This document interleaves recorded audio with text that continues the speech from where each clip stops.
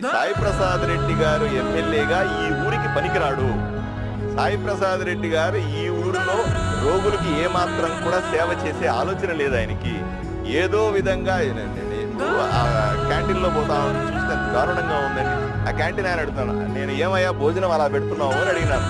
రోగులకు ఇంత భయంకరమైన భోజనం ఎందుకు పెడుతున్నావయ్యా అని క్యాంటీన్ నడిపి ఆయన వంట చేసి ఆయన అడిగితే, మాకేమైనా 100-200 ఇస్తారండి, ఇచ్చేది 50 రూపాయలు, దాంట్లో కూడా మేము కమిషన్లు ఇచ్చుకోవాలి, ఎలా చేయగలుగుతాను, ఆ గుళ్ళు పీన కారు కాయగూరలతో నేను వంట చేయాల్సి వస్తుంది అని చెప్తా ఉన్నాడు.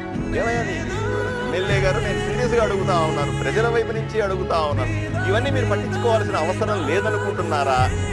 ఇవన్నీ కూడా మీ పని కాదనుకుంటున్నారా? ఎమ్మెల్యేగా ఇంక మీరేం పని చేస్తారు అని నేను సూటిగా ప్రశ్నిస్తా ఉన్నాను ప్రజల వైపు నుంచి. ఇకనైనా దయచేసి ఈ ఎమ్మెల్యే గారిని గద్దె దించాల్సిన సమయం వచ్చిందని ప్రజలకు విజ్ఞప్తి చేస్తా. ఇదే కెమెరాలు తీసుకెళ్లి నేను